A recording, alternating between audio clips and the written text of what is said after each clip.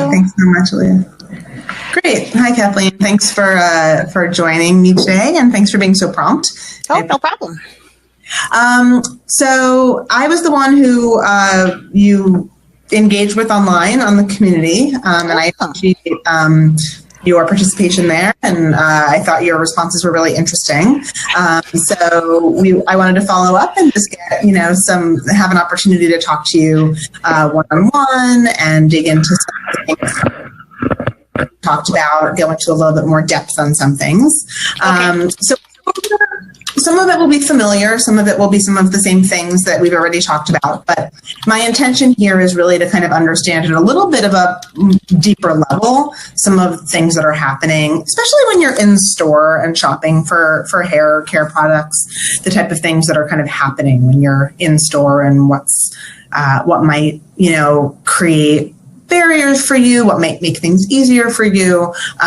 So, we kind of skim the surface of that on the online, and this is really an opportunity to just understand it a bit more. Okay. So just some housekeeping before we start. Similar to the online community, this is for research purposes. And as a market researcher, I protect your privacy and your confidentiality. Nothing that, we talk about here is going to actually be attributed to you as an individual. I report in the aggregate. I'm looking for kind of themes and commonalities across all the people that we're talking to. So this isn't going to be a report on what you tell me. So I protect your privacy in that way. There may be some people observing in the back room just to kind of hear our conversation. I don't know if anyone will join. They may. Okay. You'll only be talking to me on the computer. Any questions for me before we jump in? No. Great. All right. Well, let's get going. Why don't we just start with introductions? I know we did this, and I know that I know a bit about you from the online. I remember the sword fighting school. Yeah. My daughter is fascinated by this idea. She's like, yes, there's such a thing, and I was like, well, in Missouri, I guess. Yeah. Is that where you are in Missouri? We're in Missouri, in Kansas City, Missouri. Yeah. In Kansas City. Yeah. Okay. But there's places all over, so tell her to look online. Interesting. Yeah. I will have to. So tell me a little bit about yourself. Just remind me you're in Kansas City. Tell me a little bit about yourself again. I work in IT at an animal health company, and I've been there, since dinosaurs for about 20 years. And I have always been involved with animals in some fashion or another since I was 13. I've always worked in that field, and wound up in IT. I live with my husband and 2 cats. I also have stray cats that I feed that I've taken in at the sword fighting school. So, if a dog came along, I'd take it in too. When I lived alone before I got married, I had all sorts of animals. And just my little doggies got old. And now our lifestyle is so busy. Both my husband and I have full-time jobs as well as this sword fighting school. So we don't have a lifestyle for a dog anymore, but one day I'll have another. I'm busy, but I'm happy. And my husband and I like to do a lot of stuff, have a lot of fun. We're inquisitive, probably annoyingly so. We're always asking, well, what's that about? Why is that? And so we're into a lot of stuff as far as, new experiences. When we have a question, we kind of go research it or try a new thing out. So yeah, that's us and me. That's great. Yeah, that's great. And is that how the sword fighting school kind of came about, or how did that? Well, yeah, just like animals are my passion, the sword fighting was his. And he used to work at the Renaissance Fair that we have every year out here. Okay. And he kind of didn't want to do that anymore. That's a lot of long hours, and it's a lot of hard work out in the hot sun or cold rain, depending. And there's no pay in it. He said, but I really don't want to give up the sword fighting. And I have an MBA and wasn't really using it other than to advance it at work, but I wasn't using it for anything other than that. And I said, well, I kind of want to own a business, so why don't we open a sword fighting school? And you get to do what you want, and I get to do what I want. And so that's how that got born. That's cool. Yeah. All right. Yeah. So he's Very not cool. suffering in the rain anymore, and I get to do my little side thing. Yeah. Very cool. Yeah. Very cool. Great. So let's start. I wanted to go back. One of the things you told me that I thought was very interesting was on a good day, you want your hair to look like Farrah Fawcett. Yeah, and I tried today. I'm a child of the 70s and 80s as well, so I remember the days where Farrah Fawcett was it. I know. So you said that on a good day you can. I mean, I see the kind of waves and the bangs, and so. I mean, what are you doing to kind of to achieve this look? What does it take for you to get it to kind of look this way? Well, it used to take a lot more because I used to care a lot more, but I used to have more time. So I used to perm all the time, especially when I was a teenager and had longer hair. I don't perm anymore, but I have more layers. And so I blow dry, mousse, condition, shampoo, and condition, and curl. Blow dry and curl every day. And then I have to use my Freeze It, my hairspray. And then we pray to God it's not too humid, because the minute humidity hits it, then it's all gone. So so you do it all up and go ahead. What happens with the humidity? Like it gets too curly? Oh, no, it goes straight. I have really straight hair. Yeah. Okay. It goes like immediately straight. So any moisture in the air and I'm done for. But that's fine. I know I left the house looking good. It's good enough for me anymore. I tried. And how do you feel when you have it the way you want, when you achieve that look? Oh, I feel pretty good. I walk into my husband and I say, look, I have great hair today. Check it out. So that I have a witness. I have at least one witness. Come up when you go outside and fall. Yeah. Then I'm like, yeah, well, somebody saw. Cool. Yeah. And has this been a look that you've had for, is this like your kind of signature look? Like you've had this for a while, or? I think so. More or less. In the 80s, when the mullet was the look and you had the feathers on top and the longer layers, I had that. And I've had short hair. I had kind of a faux hawk at one point. So I've kind of done it all. I've had longer curls. But overall, in general, curly and layered. That's my thing. Yeah. Okay. Yeah. Okay.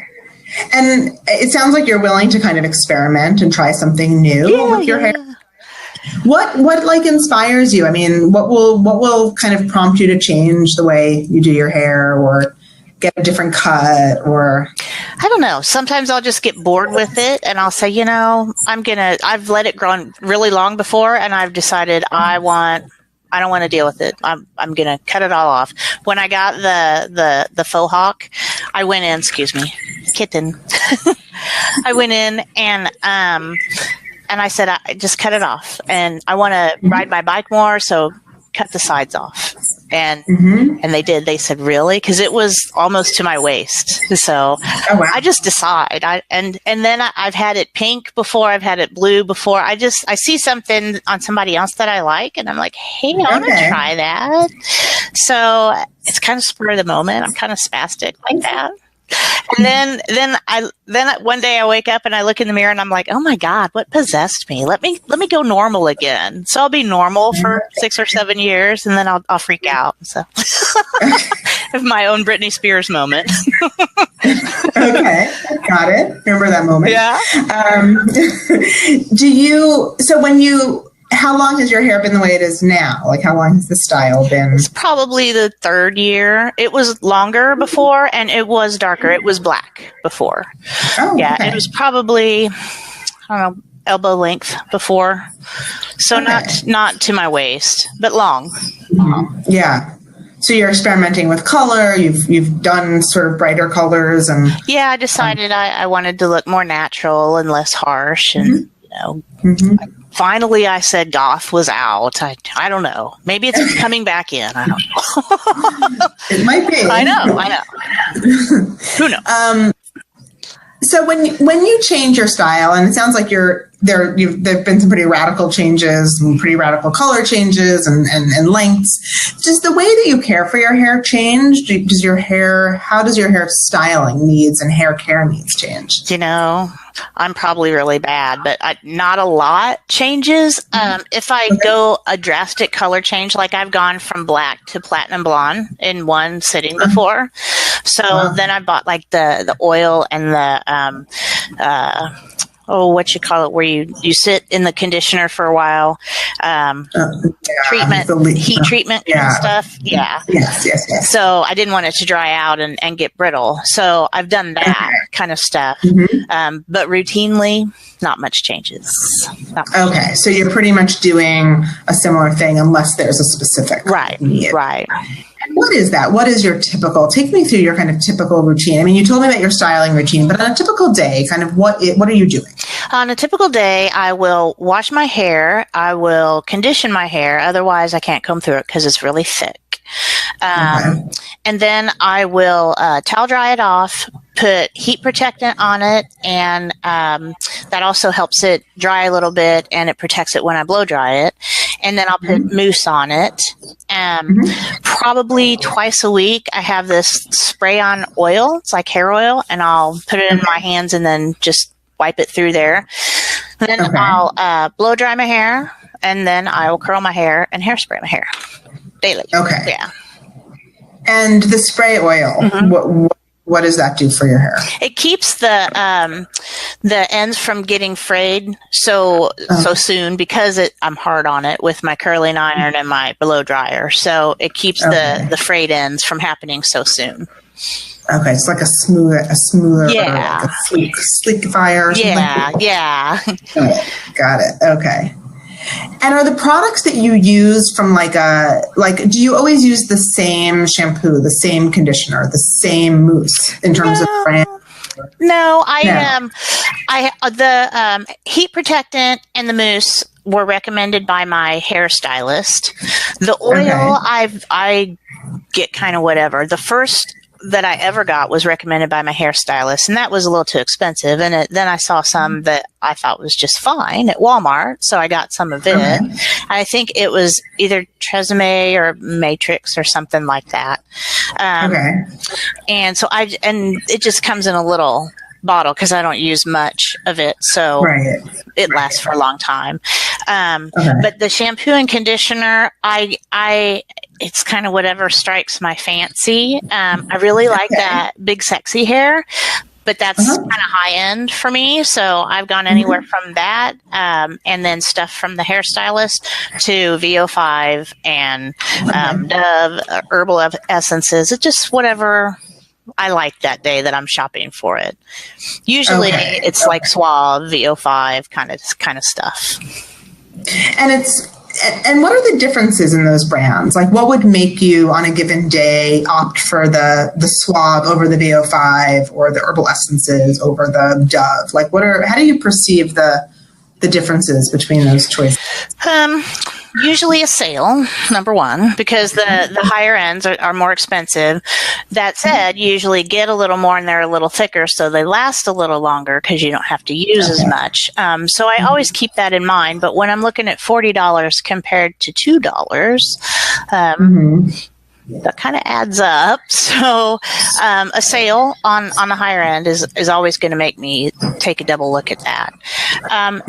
There's also sometimes I want a pretty scent, and the higher end stuff I tend to keep and not use every day because though it's higher end, I also notice it leaves a little residue on my hair. So if I alternate shampoos and use my cheap stuff more often and then keep my higher end stuff to use maybe 3 or 4 times a week as opposed to every day, then it doesn't leave that residue there. So then in the cheaper stuff, I look for the nice scents.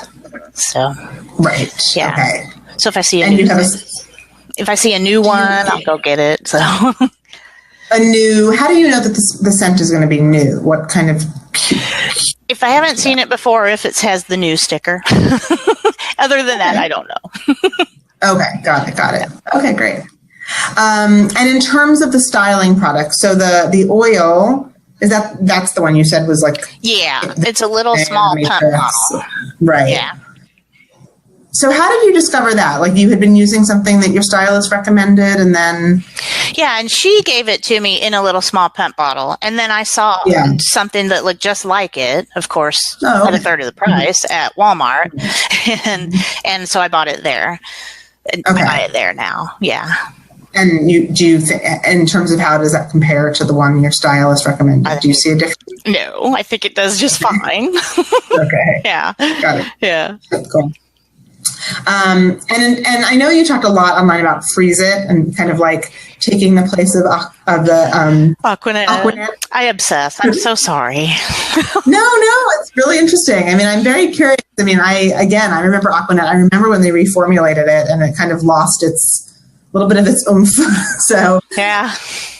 How did you tell me a little bit about how you discovered Freeze It and why you like that one so much? Well, so Aquanet kind of like fell flat all of a sudden, and everybody from that era cried. I think we all like fell to the ground in despair, and then we cut our hair, and and so I was trying all these different hairsprays, and then I saw Freeze It, and I had probably 4 or 5 different hairsprays, and I picked up a bottle of it. I'm like, well, if anything is going to work, it's going to be something called Freeze It, because dang it, that's what I need. I need it frozen on my head. I don't care if you can bounce baseball off of it. I need it frozen.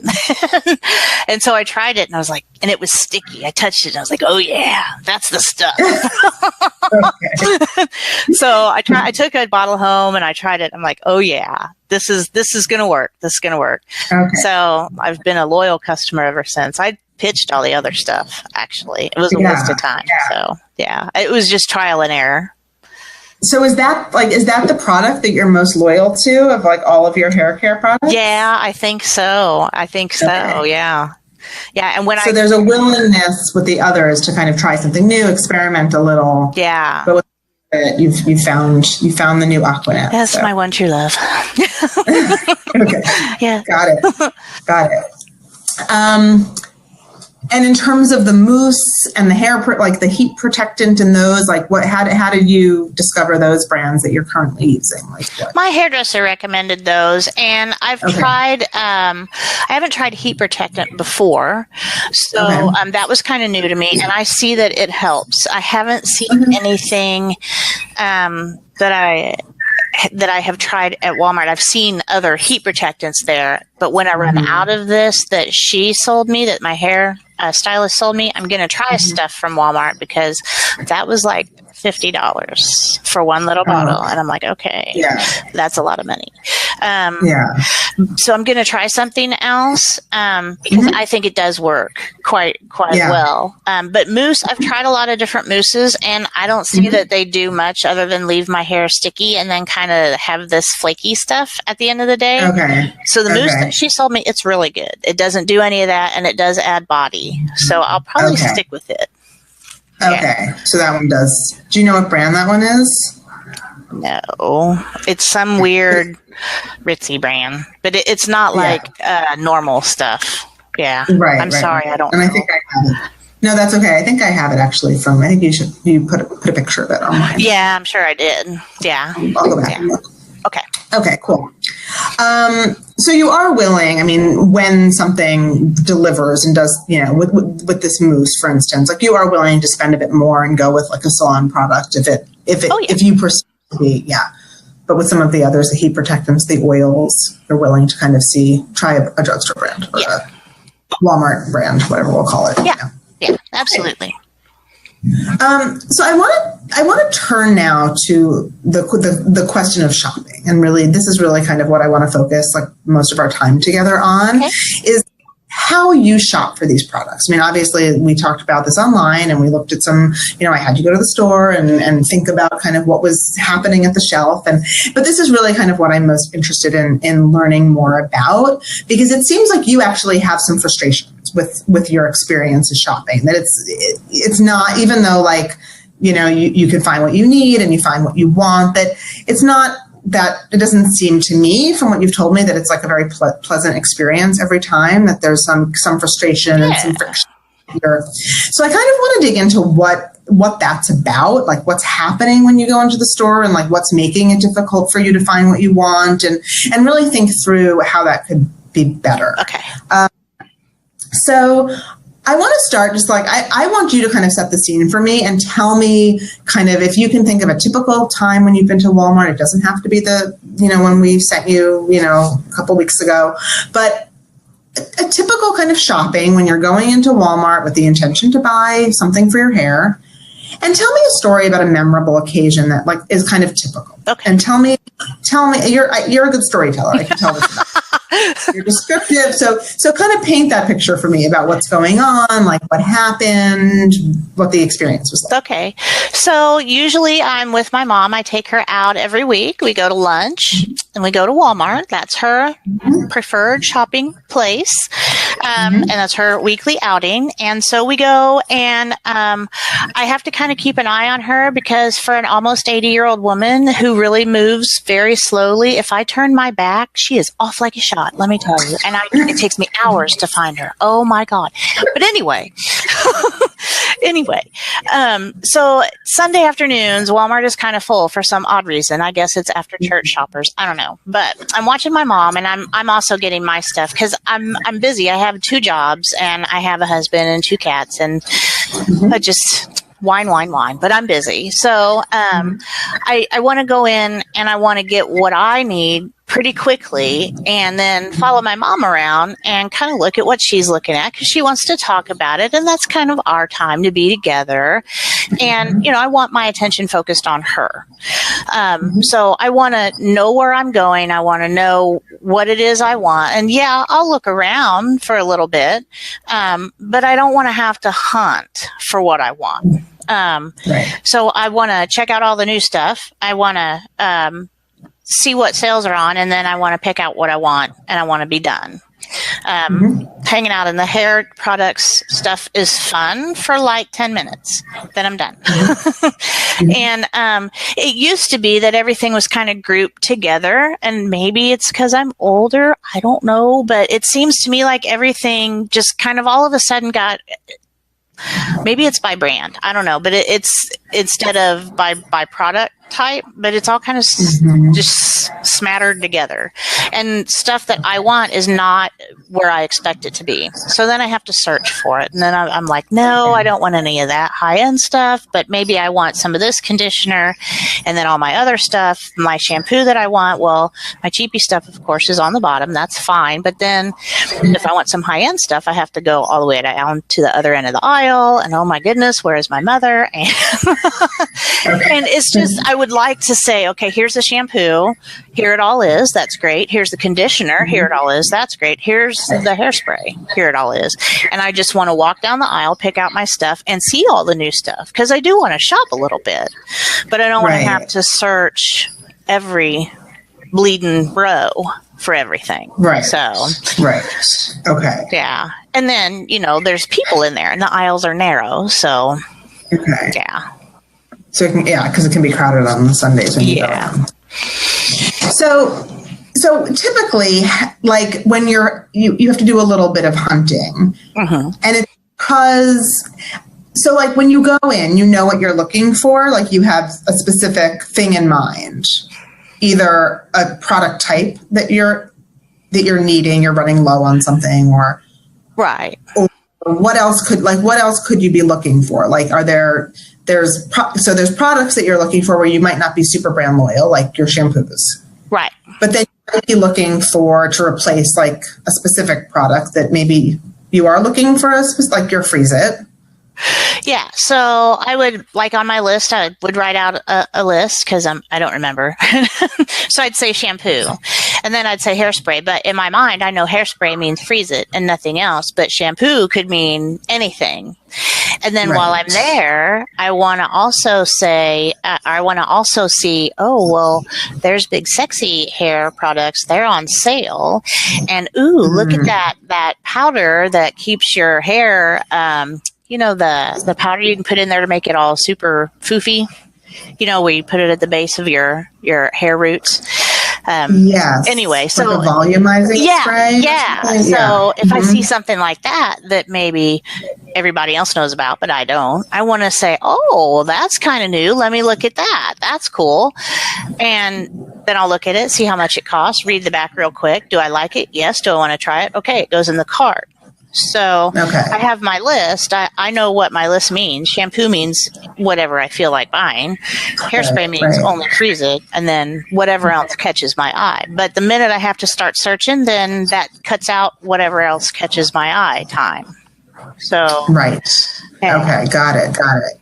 So what type of things do catch your eye? Like you said, like a product that maybe everyone else knows about, but you don't. But that's how I feel. Yeah. Is it just something new that you notice on the shelf, or is Walmart kind of cueing you to what's new? Is there signage or some sort of display? Like what's... Sometimes there's signs, and sometimes it's the little end cap stuff. Most of the time it's stuff that's a little like on the high up shelves where the higher end stuff is. They'll have little bitty bottles of stuff, and by little bitty I mean not the gallon size jug stuff, but and I kind of look at those because a lot of times if you just breeze by them, they might look like maybe trial size shampoos or something, but they're not. They're new products, or new to me products. So they're not necessarily highlighted by Walmart, but they're new things, new hair stuff. Okay. Yeah. Right. And when you see those things, like what will catch your eye? Like, is it because you said that one thing that I thought was really interesting that you wrote, and I want to find it. You said that you don't shop by your hair type, but what you want your hair to look like. Yeah. that you want what you want your hair to be like, and you want your hair to be curly and a bit more like body, and you don't want it to be flat and straight, right? So what are you looking for, like on the bottles, on the packages? Like what type of language will tell you that it's something interesting to you? Okay, so anything that says volumizing catches my eye. Anything that says curl enhancing, and though I have learned that means like for people with curly hair, I still can't resist it. I swear, it's like a magnet. But does it do anything? No, but I still have to read it and touch it. Okay, but you don't buy it anymore. I don't buy it anymore. No. Yeah. It's like a fool. I spent hundreds before, but so stuff like that, and I like different colors. So the fad where they had the different colors underneath the back of your hair. So I tried that, but with long hair, it was like, I don't want to keep that up at the hairdresser, but they had the kind of spray on different colors. So that kind of stuff, the little powder that you could pull through there, that kind of fun stuff caught my eye. So yeah, I mean, just different stuff. But as far as shopping for what I want it to be, I want it to be full. I want it to be curly and shiny and soft, and none of that stuff goes together. I know this, but that's what I want. the magic shiny hair. Okay, so that's interesting. So how do you, when you think about a typical, like currently the way it is at Walmart when you go, do you feel like the way it's organized, I get that you're spending more time hunting for things because of the way it seems to be organized. Like you think now it's just all by brand, like you think that's what's happening. So like all Dove products are together, even like all the shampoos, the conditioners, the styling products, the treatments, anything Dove is kind of together. In some of them, yeah. And then in some of them, I don't know what's going on. It's a mess, but yeah. Okay. And I think you mentioned also that like the men's stuff was kind of like stuck in the middle. Yeah. And so there's one that I take my mom to. I don't know. That store is like, it's schizophrenic. I don't know what's wrong with it, but it's bad. Mm-hmm. Then there's one over by where I work, and it's a little bit better organized. So I can kind of understand what's going on with that one and find stuff a little bit better. But man, the one in the suburbs where I take my mom, I don't know what they do over there. There's not an inherent logic. No, no. At least not that you can find. Yeah. So, I mean, how do you feel when you're currently